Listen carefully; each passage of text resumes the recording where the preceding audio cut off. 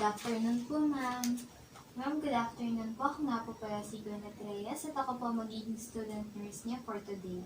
Bago po tayo magsimula, pwede niyo po sabihin sa akin ang inyong pangalan at birthday?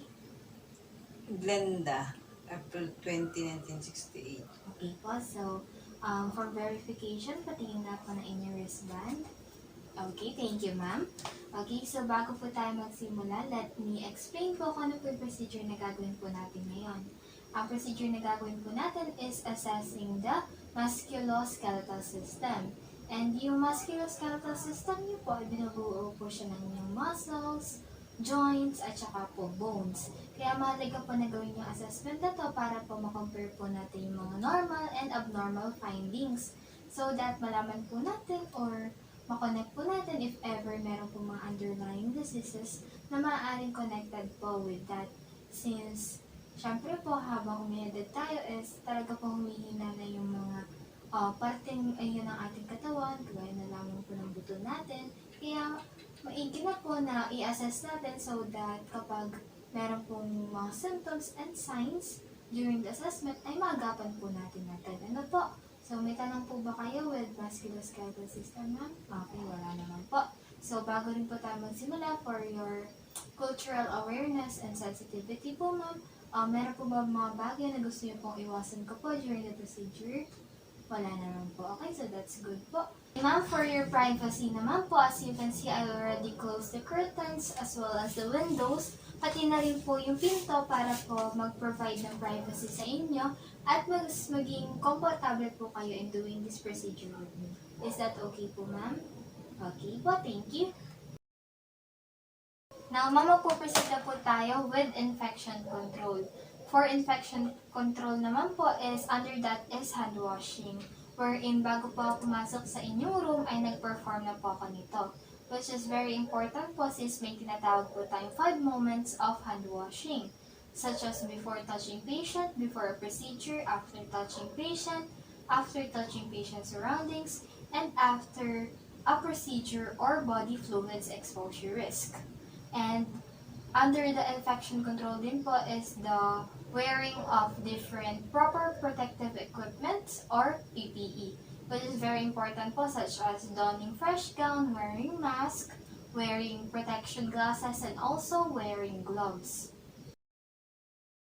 Okay, now ma'am, magpo-proceed na po tayo with gathering all the necessary equipments na gagamitin po natin with this assessment. But for this assessment naman po, we don't need that much. I only carry with me a marking pen as well as a measuring tape just in case we need to measure anything. Magpo-proceed naman po tayo with patient history, wherein I will be asking you simple questions lang naman po na related po sa inyong medical history para po makatulong po siya in making valid clinical judgment. Will that be okay po, ma'am? Okay, so that's good po. But first, I will be sitting lang po. Para po tayo ng eye level. Okay, ma'am. So, ngayon po, tatanungin ko lang po kayo ng mga simpleng tanong and just answer po with all honesty since makakatulong din naman po ito sa inyo. Okay, ma'am, the first question po is, recently po ba nakakaramdam po kayo ng any muscle pain? Wala naman po. Okay, so that's good po. How about recently po or dati po ba, may instances na po ba na parang nahihirapan po kayong igalawang specific part ng inyong katawan or something po?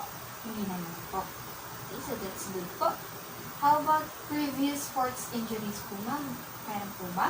Wala din po. Okay, so how about yung may specific part po ba ng body niyo na hindi niyo po siya maigalaw pero hindi rin naman po nakakaramdam ng sakit? Wala naman po. Okay, so that's good po, ma'am. Okay, so that's all po for your medical history po, ma'am. Now we're going to proceed to the procedures itself, and for the first step is we're going to observe the posture and gait of the patient.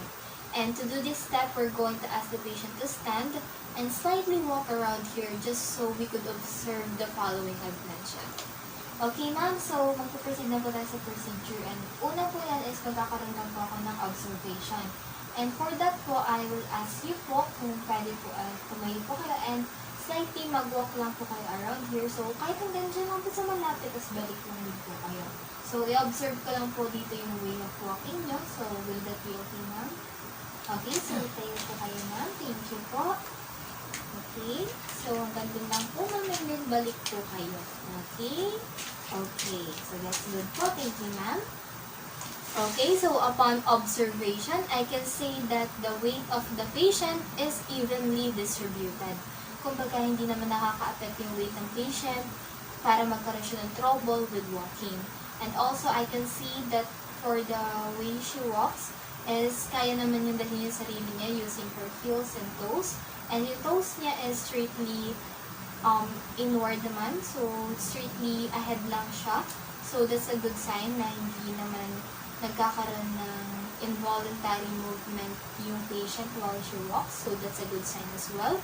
And also, coordinated naman yung movement ng patient. So, kapag nag-move yung isang paa, yung kabila naman, so, ang kasunod. So, that's good because wala naman nagkakaroon ng hilahan ng paano nangyayari kanina.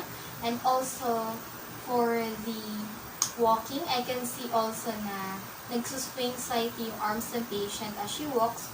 So, that's also a good sign because that means na even the other parts of her body is working well kahit pa paano and wala namang stiffness na nangyayari. So, overall, for the posture and gait of the patient, I forgot, for the posture, I can see that the posture of the patient is good naman. Especially on her age, I can see na nandun pa rin yung good posture. Though I can observe some slight bending, but we're going to take note of that and further do an inspection so that we can inspect if there are really some underlying condition because of that. So that's all for the first step. Now we're going to proceed to the second step wherein we're going to inspect, palpate the temporomandibular joint or the TMJ and test for ROM.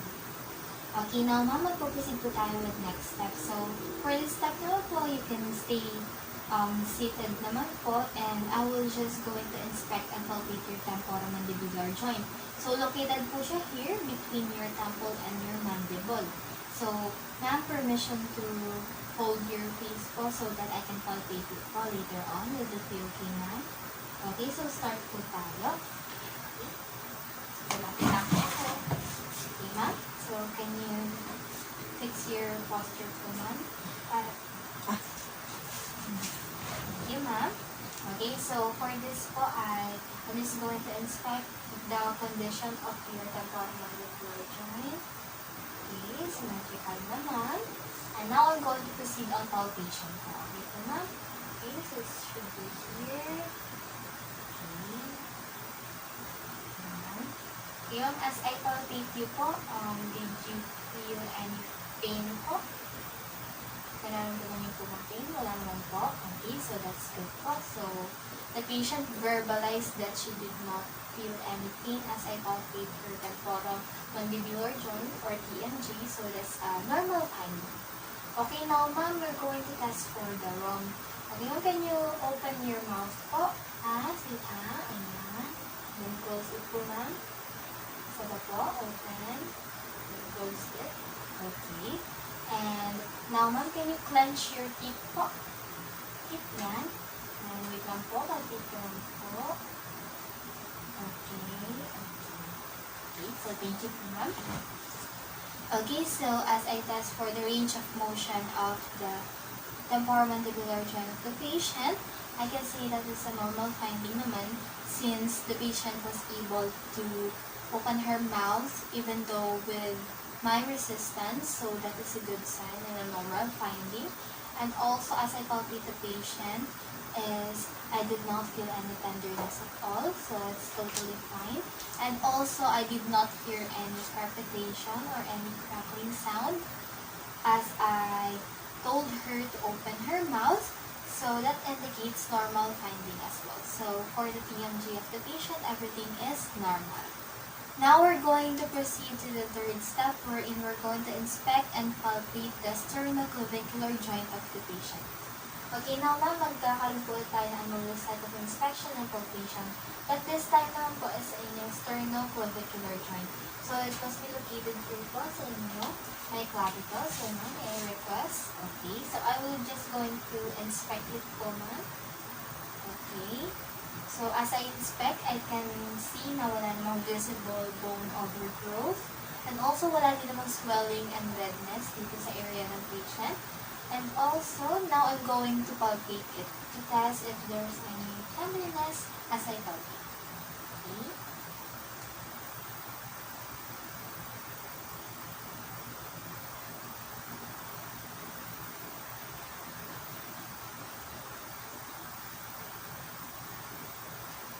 Okay, so as I palpate the patient, I cannot feel any tenderness, so that is a normal finding. Now we're going to proceed to the next step, and as you can see, I already asked the patient to stand because this time we're going to inspect and palpate the cervical, lumbar, and thoracic curves of the patient. Okay, so for this, we're going to inspect to the side as well as to the back of the patient. Okay, so now I'm going to observe the 3 different curves. Okay, so for the cervical, okay, as you can see, it is concave. It's like this, which is a normal finding. And also for the lumbar, which is located here, it is also concave.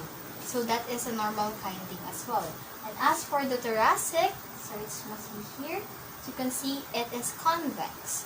So that is also a normal finding. So for the thoracic and lumbar and cervical curves, I can see na everything is normal. I can see na in shape pa rin naman and no sign of scoliosis. So that is good. So now we're going to palpate. So for this, I'm going to ask the patient to put her chin just above her chest so that we could feel the C7 on the spinous process here. So C7. Okay, ma'am, can you please, pwede po ba kayong tumungo and put your chin just above your chest? Okay, thank you po, ma'am. Very good. So we could feel the C7, which is located here at the neck of the patient. So it's very prominent once the patient is in this position. And now we're going to palpate it all the way down here. So we're going to palpate the spinous process.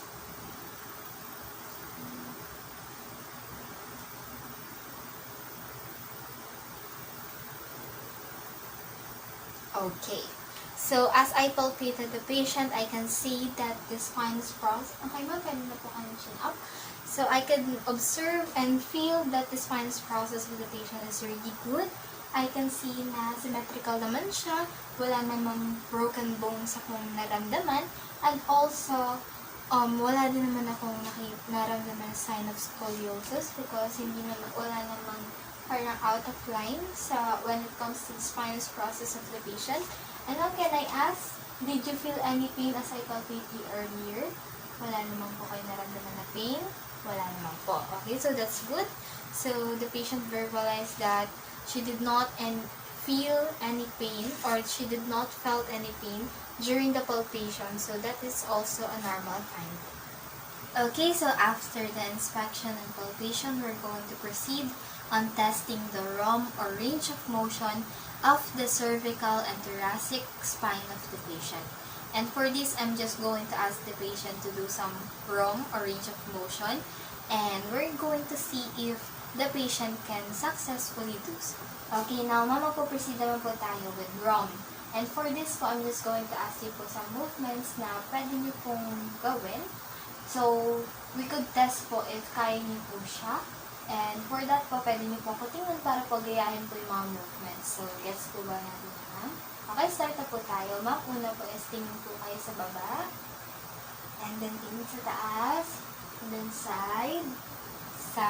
And then ilapad po natin yung tenga natin sa balikat. And then kabila po. Okay. And then now po, ma'am, can you bend over po and touch your toes po? So, kahit slowly lang po, basta po magawa yun. Okay, so that's good po, ma'am. Okay, so now po, can you hold your hips po like this? And then, side by side po ulit tayo. Okay, now ma'am, hahawakan ko po yung hips nyo and do the same movement po and try po na hindi nyo po igalaw yung hips nyo po. Okay po? Okay, ma'am? Ano po? Okay, so go po, move po kayo. Okay, so after testing the range of motion of the cervical and the thoracic spine of the patient, I can notice that in some movements or range of motion that the patient is having trouble to do it. So we need to take note of all of that. But in some range of motion movements naman, the patient was able to do it. So we're just going to take note of everything. Now we're going to proceed on the next step wherein we're going to inspect, palpate the shoulders and arms of the patient and test for ROM as well. So I will begin on inspection. Okay, now ma'am, ang inspect ko naman po ngayon sa inyo is from the shoulders up to your arms. So will that be okay, ma'am? Okay, so can I do some inspection observation now po? Okay, ma'am. Okay, other one. Okay, so for your shoulders po. Okay, so upon inspecting, I can see any redness, swelling, as well as there are no injuries present. So that is a good sign. Now I'm going to palpate the shoulders and arms of the patient. Now ma'am, I'm going to palpate it lang po just to make sure that there are no tenderness and swelling present with your shoulders and arms. Okay. Okay. So upon palpation, I cannot feel any tenderness, so that is good. And ma'am, did you feel any pain as I palpate you? Okay, so the patient did not feel any pain as well, so that is a normal finding. So now I'm going to proceed on testing for the range of motion, but for this I'm going to ask the patient to stand up. Ma'am, game po for the range of motion, can you please stand up po? Can you do it, ma'am? Okay, so ma'am, same with earlier po, I'm going to ask you to do some movements. And gayahin nyo lang po kung ano po yung mga gagawin ko so we could test if you were able to do the following movements. So, will that be okay, ma'am? Ready po kayo? Okay, so ma'am, ang una po is, can you please put your hand sideways like this? And then put it all the way up. Okay, so that's good. And can you please put in the back of your neck like this? Okay, so that's good. And then relax. Now, ma'am, can you please swing your hand like this? Okay, and then all the way back. Okay, so that's good. So just relax again. Now, ma'am, I'm going to hold your shoulders with resistance. And can you lift it up po? Kahit hawak ko po siya with slight force and pressure. So can you lift your shoulder up like this, ma'am? Okay, so that felt nice and strong. Okay, so that's good po, ma'am. So that's it for the range of motion. You can sit again, ma'am. Now we're going to proceed on inspecting the arms and test the ROM. Okay, now ma'am, ngayon po is arms po again ang ating i-inspect. So can you please do this and let me inspect the arms. Okay, so for what I can see here, there are no redness or any swelling. There are no injuries. And also the hands of the patient are symmetric. Okay, so that's good po, ma'am. So now we're going to test for the range of motion. So ma'am, can you do it like this again? Can you do this again? Then can you flip it like this? And then flip it back again. Okay, so that's good. And then now ma'am, can you put your arms like this po? Okay, so now ma'am, I'm going to test for the resistance and the strength of your arms. So, pwede niyo po bang paghawak po nyo to is hilangin niyo po. Okay? Ayun. So, that's good. Okay, that's strong. The other one naman po, ma'am. Okay. Okay. So, that's good po, ma'am. Thank you. Okay, so upon checking the resistance and also the range of motion of the arms of the patient, everything is normal because the patient was able to do the following range of motion without any struggle. Now we're going to proceed on the wrist, wherein we're going to inspect the wrist, perform squeeze test, and test for ROM. Okay, now ma'am, magpo-proceed po tayo with another set of inspection and also some tests. So now po, ang focus po natin is your wrist. So can you lend your hand again like this, ma'am, so I can inspect your wrist. Okay, so upon inspection, I cannot see any redness, any swelling, and also any injuries with your wrist. So that's good. And now we're going to test the squeeze test. So with the squeeze test po, ma'am, para lang po tayo nag-handshake, but I will exert some force po. And report to me if you feel any pain while doing it. Okay po, ma'am? Okay, so now ma'am, can I have your hand? Okay. Okay, so I'm going. Okay. So how did you feel about that, ma'am? So, okay. So the client did not feel any pain. She can resist the pain without slight pressure, so that is a good sign as well. Now we're going to test for the range of motion of the wrist. Okay, ma'am, ngayon po, gayahin niyo lang po yung mga gagawin ko so that we could test the range of motion of your wrist. So, gagayahin niyo lang po, ma'am. So, first is ganito niyo po yung kamay, and then down, like this. Okay, ma'am? All the way po. Okay, down, and then straight, and then up, like that. And then down, straight. Okay, so can you do this as well, ma'am? Okay, let your hand touch po. Okay, so that's good. And now for the sideways, can you do like this one? The side. No, ma'am, just your wrist po. Okay, this. Ayan. And straight. Okay, so that's good po. Thank you po. Okay, so the patient was able to do some range of motion, though she's having some quite struggle with it. So we need to take note of that so we can do further inspection and also for the further clinical judgment. Now we're going to proceed on performing tests for Tinel sign. So now we're going to ask the patient to her hand and we're going to tap the median nerve located at the wrist. Tap it multiple times and ask the patient if she felt some tingling sensation while we do that. Okay? So now, ma'am, magkakaroon na po tayong test wherein itatap ko po the median nerve here and just report to me po if you felt some pain such as tingling pain. So parang may tumutusok pa karayom here sa palmar area nyo as I do it. So okay po ba yun, ma'am? Okay, start na po ako. Okay, how did you feel, ma'am? Okay, so negative. And now for other test, we're going to perform the tapping from here, the index finger up to the middle forearm.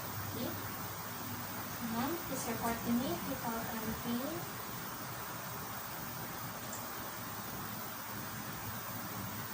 Okay, how was that, ma'am? No pain? Okay, so that's good. Okay, so the patient verbalized that she did not felt any tingling sensation na parang may tumutusok na karayom sa palmar area as I did the test. So that makes the patient negative for Tinel sign. Now we're going to proceed on inspect and palpate the hands and fingers and test for run. Okay, now ma'am, proceed po tayo. Ngayon po is hands and fingers naman po ang ating itatest. So, can you please lend your hand again, ma'am, so I can inspect? Okay. Okay, so upon inspection, the hands and the fingers, I can see that there are no presence of swelling and also redness, as well as there are no presence of injuries. Now, I'm going to palpate it lang po, ma'am, so I can feel. Okay, so it's non-tender, no swelling, also there are no nodules, and also everything is symmetric. Okay, so the other one. Okay, so it felt the same. No swelling, no redness, and also no presence of any nodules as well. So that is good. So now for the range of motion, I'm just going to ask you again, ma'am, to do some motion so that we could test the range of motion of your hands and fingers. Okay, so the first thing to do, ma'am, can you do the finger flexion? So can you do this? Okay, so that's good. And then finger extension. So open wide. Okay, that's good. And then adduction. Close it. Okay, so that's good. And can you put your fingers down like this? Only your fingers down. Yan. And then up. Okay, so that's good. Now for your thumb, can you do the flexion like this? Like your thumb, okay. And then extension. Okay, so that's good, ma'am. Okay, so for your hands and fingers, I cannot see any abnormalities because you were able to do all of the range of motion. So everything is in normal timing and that's a good sign. Now I ask the patient to lay down because we're going to inspect and palpate the hips and test for range of motion. Okay, so now we're going to inspect the hips of the patient. Okay, so from what I can observe here, the patient's hips are stable and also symmetrical. Now we're going to proceed on palpating it. Now ma'am, papalpate ko lang po and see if you will feel any pain as I palpate it. So report it if you feel any. Okay ma'am? Okay, is that okay? Or you feeling ma'am any pain? No? Okay, that's good. It's also non-tender. Okay, so as I palpate, everything is normal naman. And now we're going to proceed for the range of motion. Okay, now ma'am, for the range of motion, again, we're going to do some movements. And let's see if you were able to do it flawlessly. Okay, now ma'am, are you ready? Okay, so now for your right leg. Right leg.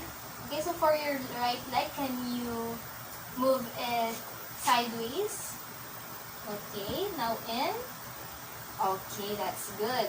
Now, can you lift it as far as you can, as high as you can? Okay, that's good. And then now down. And now, can you bend your knee as far as you can as well? That's good. Now, for sideways, that inside here. Okay, that's good. And then outside. Okay, that's good as well. Okay, now I'm going to test for the resistance. So, as I hold this with firmness, can you push your knee? Can you push your knee, ma'am? Outside? Palabas po? Okay, that's good. Now, can you pull it po? Paloob naman po, ma'am? Okay, that's good. Okay, so let's assume that we've done the same thing with her left leg. Don't forget that. Now we're going to proceed and inspect and palpate the knees and test ROM. Okay, now ma'am, I'm going to proceed on testing and inspecting your knees. So we're going to focus on that now. So as I inspect the knees of the client, I can see some old scars, but they are totally healed. There are no redness and also swelling on the knees of the patient, so that's good. Now I'm going to palpate it because this part of the legs of most people tend to be a problem.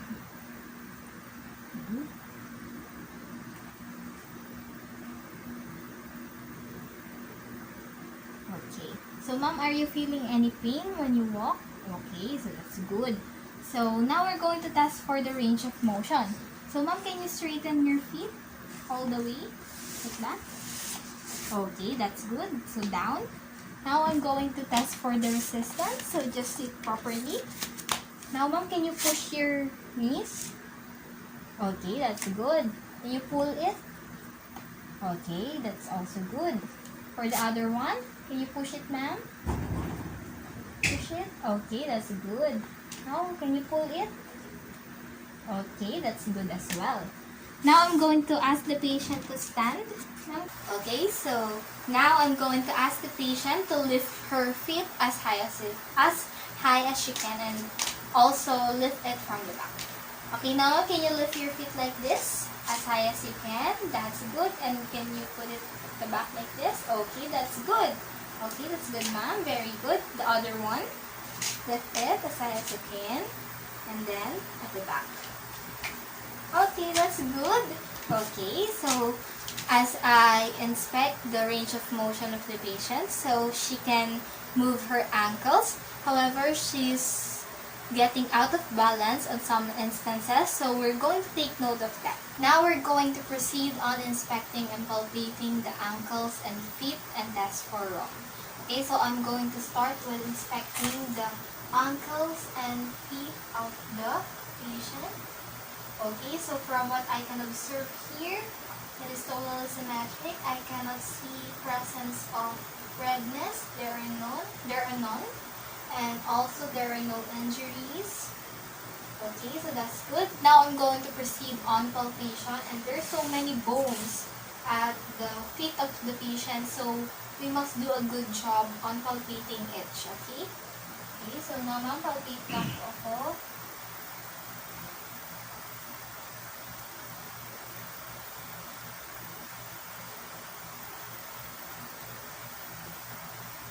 Okay.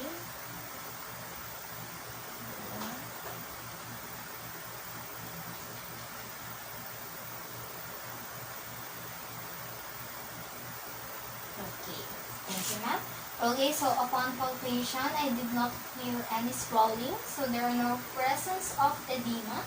Also, it's non-tender, so that's good and normal findings. Now we're going to proceed on the range of motion. Okay, ma'am, again, we're going to do some movements and just look at my hands, assuming that these are your feet, and just do what I said. Okay po, ma'am? Okay, so first, can you let your toes touch po? Okay, like this. Can you let your toes touch? Okay, that's good. Now your heel po or sako, make it touch. Okay, very good. And can you set them apart? Apart, ma'am? Palayo po. Okay, that's good. And now can you let your feet or foot face each other? Okay, so that's good as well. Now I'm going to test for the resistance. So as I hold this, ma'am, can you fold your feet like this? Okay, the other one. Okay, now I'm going to, can you push it? Okay, that's good as well. Another one. Push. Okay, that's good. Now, after all of the procedures we've done to the patient, we're going to proceed with documentation, wherein we're going to document every data that we've gathered during the procedures. Now, so as we part ways, I'm just going to remind you as well about holistic nursing. Okay, so for holistic nursing, ma'am, we care about the mind, body, and soul. So if you have any concerns, may it be from different aspects, you can reach out to us. And also, I would like to thank you for cooperating with the procedures today. Again, ma'am, thank you for your cooperation.